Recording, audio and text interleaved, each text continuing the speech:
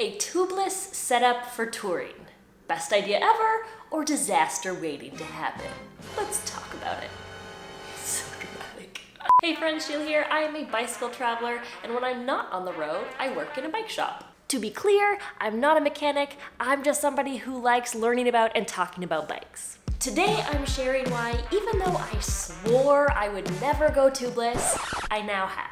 Why did I do that? In this video, I'm going to talk about the pros and cons of tubeless, specifically for bike touring or bike packing, and share why I ultimately decided to make the switch. So first off, if you are new to tubeless, let's talk about what it is. So basically, in a regular tubed setup, you have your wheel, you have your tire that goes into the rim of the wheel, and you have a tube that sits inside of that tire that gets inflated with air and holds the air to help that tire roll. Now, if that tire rolls over something sharp like glass or a nail, and if that sharp thing is able to penetrate the tire, then it penetrates the tube and you end up with a flat. With a tubeless setup, instead of having a tube inside the tire, you have this liquid sealant that you pump into the tire, and then should something pierce through the tire, that sealant kind of oozes into the hole, it gets sticky and then solid and ultimately plugs that hole.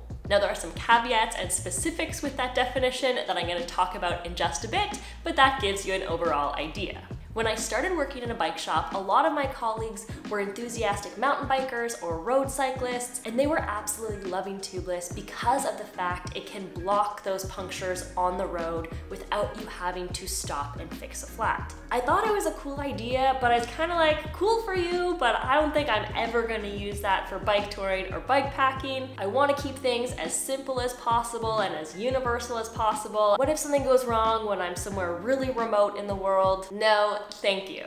Cut to 2 years later, I now run tubeless. So, what changed? I have run Schwalbe Marathons for 4 years, and I love them so much I thought I would never change. My touring tires have done 10,000 kilometers all over the world and not gotten a single flat. So to me, Schwalbe Marathons were what I was gonna run forever. But when I was heading out on a bike tour to Turkey last year, I had to start reconsidering things. And that's because tubeless has a few big pros going for it.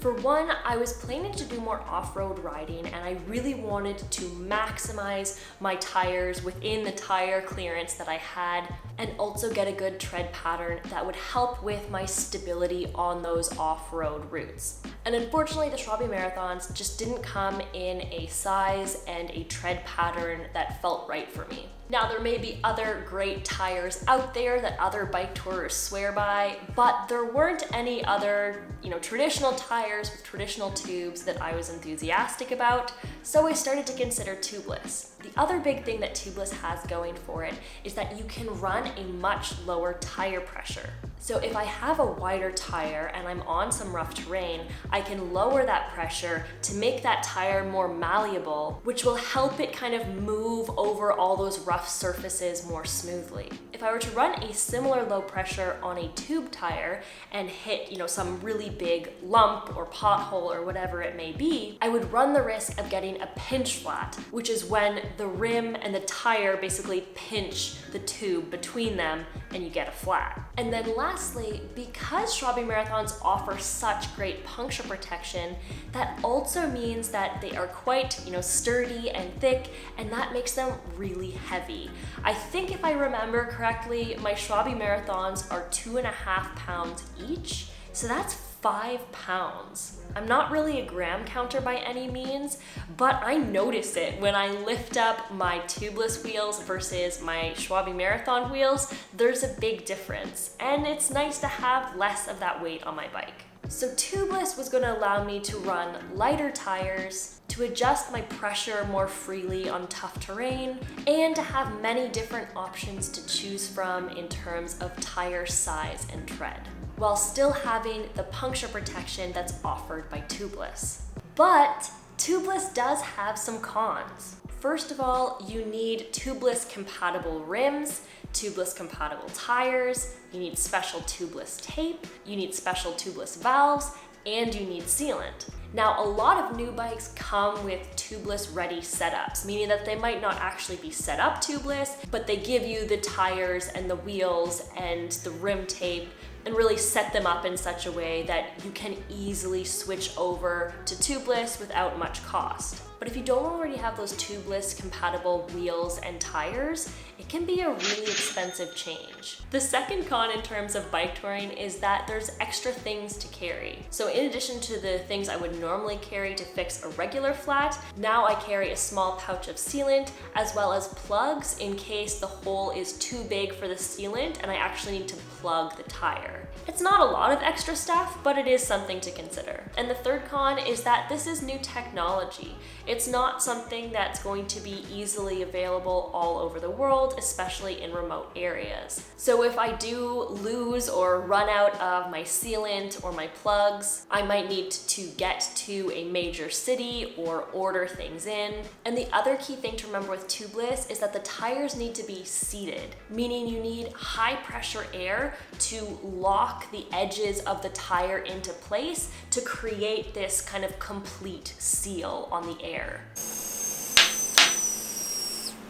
And this can be difficult or even impossible to do with a regular pump. So you typically need either an air compressor from a bike shop, CO2 cartridges, or a specially designed pump for home use. Although I try to always tour with CO2 cartridges, you can't fly with them and it can be hard to find them all over the world. So that isn't always something that can be relied on. However, for that reason, I just travel with tubes as a backup. Because tubeless is a pretty reliable option, it's unlikely that I'm going to have issues. But if I do, I can always throw a tube in. So a lot of the fears about not having the resources I'll need, not being able to get it seated, any of that, I just remember that I can always go back to tubes, and in the meantime, I get to run on tires that I really like, that are really comfortable off-road, and that are unlikely to get a flat because of the magic of sealant. Because I like to think of throwing in tubes as a solid backup, I picked tires that I felt pretty confident in that had some puncture protection to them. So I went with the Rene Hurst Juniper Ridge Endurance Plus casing.